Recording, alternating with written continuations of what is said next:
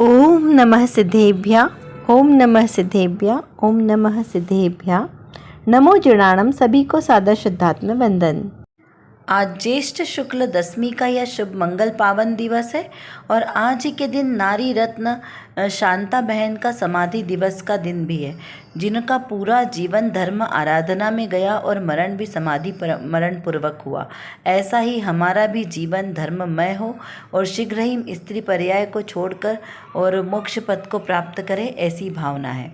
ऐसे अवसर पर आज जो सुंदर से संदेश प्रसारित हुआ है वह सम्यक्त की प्रधानता लिए आया है, जिसमें यह बताया है कि सर्वगुणांशो सम्यक्त।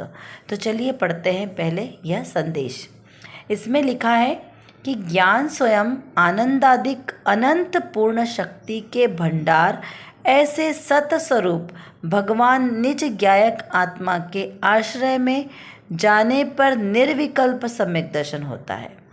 उसे श्रीमद् रायचंद्र जी ने कहा कि सर्वगुणांशो सम्यक्त कहा है। ऐसा पूज्य गुरुदेव श्री के वचनामृत में लिखा है।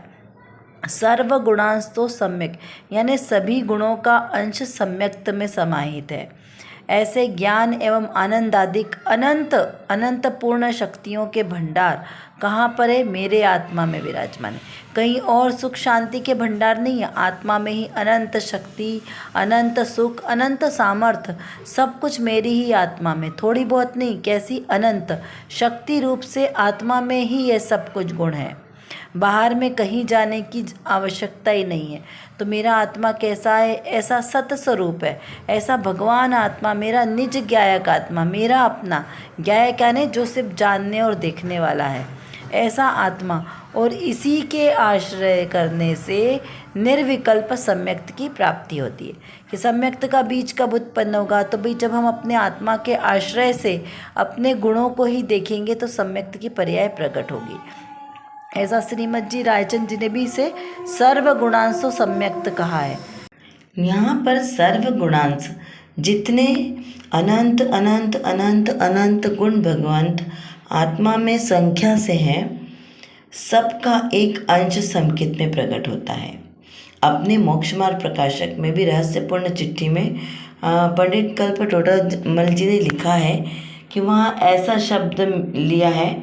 यहाँ श्रीमद् जी ने सर्वगुणांश संकित कहा।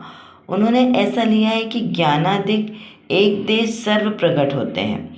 चिट्ठी में इस प्रकार लिखा है, ज्ञानादिक जितने गुण हैं उन सब का एक अंश प्रकट होता है और केवल ज्ञान में ज्ञानादिक पूर्ण रूप से प्रकट होते हैं। इस प्रकार दो लेख प्राप्त होते हैं। दोनों लेख वहाँ पर रहस्यपूर्ण चिट्ठी में लिखे हुए हैं। प्रभु का एक वाक्य भी जितना रहस्य युक्त है उतना हमें समझ में नहीं आता। तो सर्वगुणांशो सम्यक्त, अनंत गुणों का अंश प्रकट हुआ। सम्यक दर्शन अर्थात सत्य दर्शन, अर्थात जितना सत्य है, जितना परम सत्य है, उन सब का एक अंश पर्याय में आता है। उसका नाम संकित कहने में आता है। वह अंश का ज्ञान हुआ। अंश का ज्ञान होने पर पूर्ण अंशी का ज्ञान हो जाता है, यानी पूर्ण आत्मा का भी ज्ञान हो जाता है। जिस प्रकार बीज का ज्ञान होने पर वृक्ष का ज्ञान होता है, दूज का चंद्रमा देखकर पूरे चंद्रमा का ज्ञान हो जाता है, क्योंकि चंद्रमा तो दूज का दिखाई दे रहा है एकदम पतला, लेकिन उसके साथ में उसका पूर्ण आकार भी दिखाई देता है, यानी कि उसको देखकर हमें पूर्णता का भी अनुभव हो जाता है। इस प्रकार से यहाँ पर इसको समझना है। ऐसे सम्यक दर्शन में भी पूर्ण वस्तु है, परंतु पूर्ण वस्तु क्या है उन सब का ज्ञान अंदर में आता है। सम्यक दर्शन और अनुभूति कोई अलौकिक ही चीज़ है।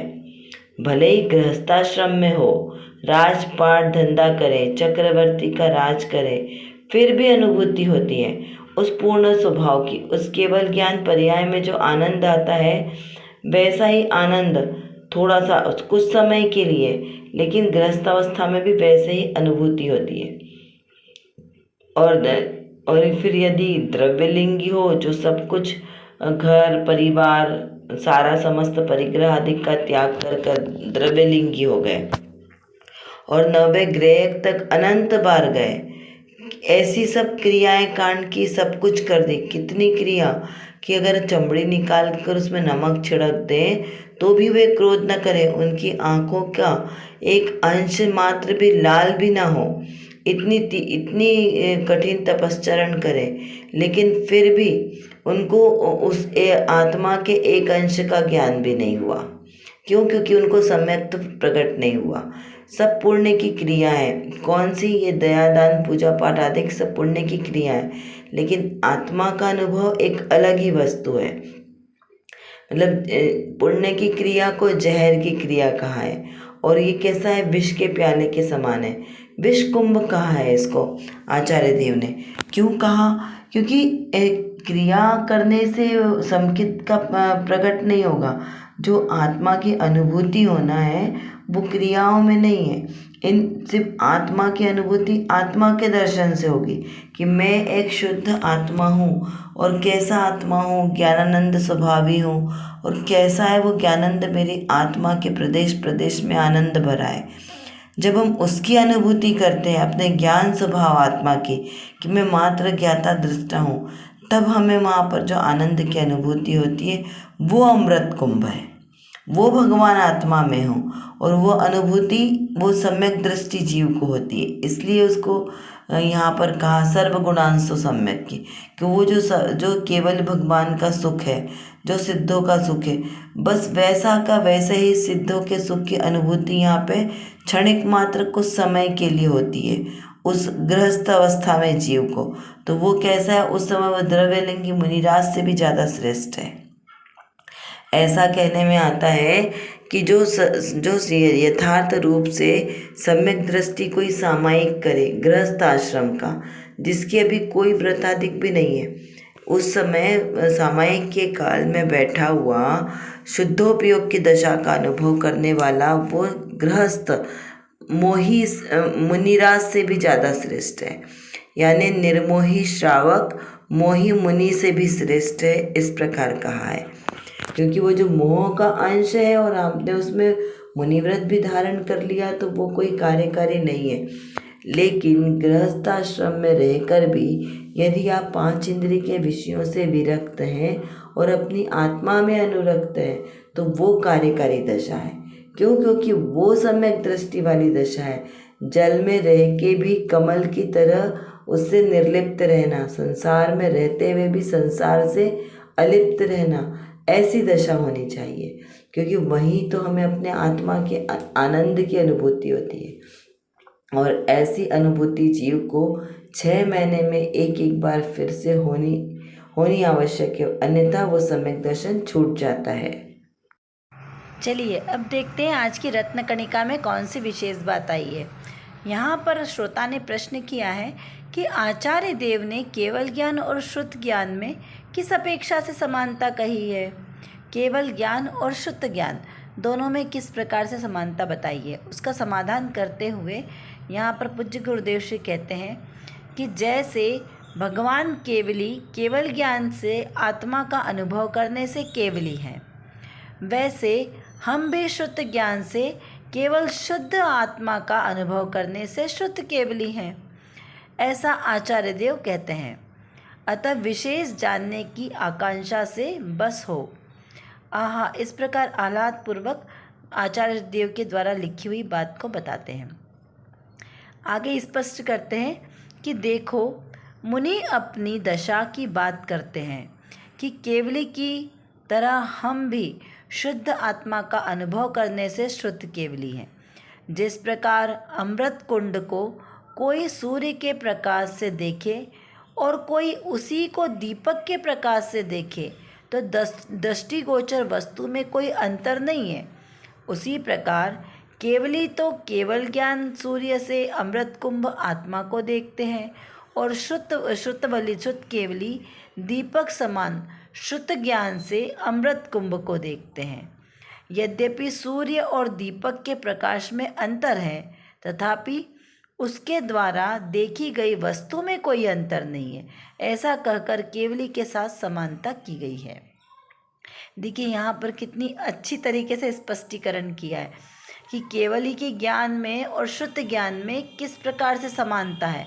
समानता है यहाँ पर, है ना। तो दोनों का ज्ञान तो बराबर है, क्योंकि शुद्ध ज्ञानी द्वादशांग के पाठी होते हैं और वो भी पूर्ण वीतरागी होते हैं, इसलिए उनका ज्ञान भी बराबर ही होगा। और केवल ज्ञानी का ज्ञान तो बराबर है ही, क्योंकि वो सर्वज्ञ है, वीतरागी है, हितोपदेशी है। तो यहाँ पर दोनों में समानता क्या गई है, तो यहाँ पर केवल ज्ञानी अनुभव के साथ बता रहे हैं बात को, और शुद्ध ज्ञानी आगम को पढ़कर बता रहे हैं। बात तो दोनों की एकदम बराबर है, क्योंकि जो केवल ज्ञानी ने आत्मा का अनुभव किया, स्वयं ने अनुभव किया और फिर बताया, और उस जो केवल ज्ञानी ने बताया उसी बात को शुद्ध ज्ञानी बता रहे हैं। तो केवल ज्ञानी के द्वारा बताया गया है तो वो झूठा तो होगा नहीं, वो भी सत्यार्थ है। लेकिन दोनों में भिन्नता कहाँ है, ये समानता तो है दोनों में कि दोनों ही एक ही बात को बता रहे हैं। जैसे सूर्य के प्रकाश में कोई वस्तु को देखो, चाहे दीपक के प्रकाश में देखो, वस्तु तो वस्तु ही है, उसका स्वरूप तो वैसा का वैसा ही है, यथार्थ और सत्यार्थ। तो इस प्रकार से तो समानता है। और अगर हम भिन्नता की बात करें तो भिन्नता में केवल ज्ञानी ने स्वयं अनुभव करके बताई है, तो उनके अनुभव गम्य है, और शुद्ध ज्ञानी ने स्वयं अनुभव नहीं किया।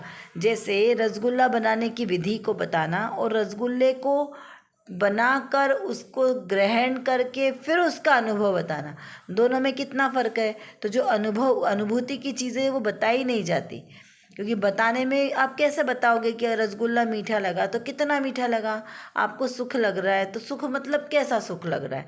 तो वही उसका क्या है कि आप स्वयं भी उसका अनुभव करो, तब आपको पता चल जाएगा कि वो कैसा उसका सुख होता है, कैसा स्वाद आया अमृत का। तो वैसे ही केवल ज्ञानी ने अनुभव गम्य से अपने आत्मस्वरूप को अच्छी तरीके से जान लिया, पहचान लिया और उसका अनुभव किया है। तो इस प्रकार वो अनुभव के साथ जो बताएंगे उसको वचनों से नहीं कहा जा सकता। लेकिन जो प्रोसेस बताई है वो प्रोसेस सही है, लेकिन वो अनुभव गम्य नहीं है, ये भिन्नता है। तो अभी आप यहाँ बात समानता की कर रहे हैं, तो समानता की अपेक्षा से क्या बताया यहाँ पर कि केवल ज्ञानी का ज्ञान अनुभव गम्य होने से वो केवली है ना। और वैसे ही शुद्ध ज्ञानी आत्मा का अनुभव करने से, केवल शुद्ध आत्मा का अनुभव करने से शुद्ध केवली है। किससे? शुद्ध ज्ञान के द्वारा। तो शुद्ध ज्ञान यानी शास्त्र ज्ञान के द्वारा उन्होंने जो आत्मा का अनुभव किया उस हिसाब से वो शुद्ध केवली है, ऐसा आचार्य देव कहते हैं। केवल ज्ञानी समस्त लोकालोक को प्रत्यक्ष युगपत जानते हैं, और शुद्ध ज्ञानी द्वादशांग के पाठी होते हैं। ऐसे ही केवली, तो केवली में शुद्ध केवली भी होते हैं और अन्य भी 7 प्रकार की केवली का है, जैसे शातिशय केवली, अंतःकृत केवली, उपसर्ग केवली। तो ये इस प्रकार के जो अन्य केवली है, ये सब भी केवल ज्ञान के द्वारा ही अपने आत्मा का अनुभव करके मोक्ष को प्राप्त करते हैं। किंतु जब तीर्थंकर केवली होते हैं, उनके काल में जो श्रुत केवली होते हैं वे गंडर कहलाते हैं। और जब तक तीर्थंकर केवली की इन समोसरण की सभा लगी है, यानी जो धर्म सभा लगी है, तब तक तीर्थंकर भगवान की दिव्य ध्वनि खिलेगी, और तीर्थंकर भगवान की दिव्य ध्वनि को प्रसारित करने का कार्य कौन करते हैं? शुद्ध केवली। तो जब तक तीर्थंकर केवली रहते हैं तब तक शुद्ध केवली को केवल ज्ञान की प्राप्ति नहीं होती। केवली तो है, लेकिन केवल ज्ञान से वो जो मोक्ष की प्राप्ति नहीं होती, क्योंकि मोक्ष की प्राप्ति के लिए और निर्विकल्प दशा चाहिए। आत्मानुभूति तो है कि शुद्ध केवली है, लेकिन जो निर्विकल्प दशा चाहिए मोक्ष जाने की, वो उतनी उनके अंदर विशुद्धि नहीं बन पाती। क्यों नहीं बन पाती? क्योंकि जब तीर्थंकर भगवान की वाणी को प्रसारित करने का ये जो कार्य है, ये भी एक विकल्प है। तीर्थंकर भगवान की वाणी तो निर्विकल्प रूप से खिल रही है, उनको कोई विकल्प नहीं है कि वाणी खिलना, क्योंकि सर्वांग से सहज ही उनकी वाणी निकल रही है। लेकिन उस वाणी को अन्य जीवों तक पहुंचाना, ये एक विकल्प का कार्य, उनकी एक जिम्मेदारी का कार्य है। तो जब तक ये कार्य पूर्ण नहीं होता तब तक उनको मोक्ष की प्राप्ति नहीं होती। जब तीर्थंकर केवली का निर्वाण हो जाता है, उसके बाद में कुछ समय बाद जब शुद्ध केवली फिर आत्मध्यान लगाकर मोक्ष को प्राप्त करते हैं। इस प्रकार केवल ज्ञान और शुद्ध ज्ञान में अंतर है। चलिए अब कुछ प्रश्नों के माध्यम से थोड़ा सा चिंतन और करते हैं। आत्मा अनंत गुण निधान है, इसका विचार कीजिए कि कैसे आत्मा अनंत गुण निधान है। सर्व गुणांस्ते सम्यक्त किसने कहा? और इसका क्या अर्थ है? सर्वगुणांस्ते सम्यक का क्या अर्थ है? सम्यक दर्शन का अधिक महत्व क्यों बताया गया है? सभी जगह पर सम्यक दर्शन को क्यों सबसे ज़रूरी कहा है? 16 कारण भावना में भी सबसे पहले दर्शन विशुद्धि भावना है, तो इसका इतना महत्व क्यों है? केवल ज्ञानी और शुद्ध ज्ञानी में क्या अंतर है? क्या तीर्थंकर केवली की सभा में शुद्ध केवली मोक्ष प्राप्त कर सकते हैं? क्यों नहीं कर सकते, इसका भी विचार करें। ये कौन सी ऐसी वस्तु है जो मोक्ष में बाधक है? एकमात्र निर्विकल्प आत्मानुभूति वही मोक्ष में साधक है, अन्य सभी बाधक है। तो जिन जीवों को अपना कल्याण करना हो वो निर्विकल्प आत्मानुभूति करें, क्योंकि आत्मानुभूति किए बिना कोई भी कार्य की सिद्धि नहीं होगी। जीवन की शुरुआत ही आत्मानुभूति के साथ है, चाहे वो सम्यक दर्शन हो, सम्यक ज्ञान, सम्यक चारित्र रूप आचरण हो या मोक्ष दशा की बात हो। यहीं से शुरुआत सम्यक दर्शन से होगी और उसकी पूर्णता सम्यक चारित्र की पूर्णता यानी मोक्ष दशा है। कर विचार तो पाम, हम जितना विचार करेंगे उतना ही हमारा विषय क्लियर होगा, क्योंकि हमारे पास समय की कमी है और जानना बहुत ज़्यादा है। और किसको जानना है? अपने ही ज्ञायक स्वभाव को जानना है। तो जब तक हम अपने इस ज्ञायक स्वभाव को नहीं जानेंगे तब तक हमारा कोई भी कार्य सिद्ध नहीं हो सकता। तो एकमात्र जो मेरे अंदर मतलब मेरे आत्म स्वभाव में जो ज्ञान नाम का विशेष गुण है, इस गुण को एकमात्र अपने ज्ञायक स्वभाव को जानने में लगाएं तो निर्विकल्प दशा की प्राप्ति होगी। और इस निर्विकल्प दशा के ही आश्रय से हमें शाश्वत सुख की प्राप्ति होगी। तो वो शाश्वत सुख हमें प्राप्त हो, इसीलिए पुरुषार्थ करना आवश्यक है। उसके लिए व्यवहार से तो सच्चे वीतरागी देवशास्त्र गुरु का आश्रय लेना योग्य है, और निश्चय नय से मेरी निज शुद्धात्मा का आश्रय लेना ही सर्वश्रेष्ठ उपाय है। अभी के लिए बस इतना ही। विशेष चर्चा हम आगे की कक्षाओं में करेंगे। तब तक हम अपने आत्मस्वरूप को जानें, पहचानें और उसी में लीन रहें। इसी विशेष मंगल भावना के साथ आप सभी को सादर जय जिनेंद्र।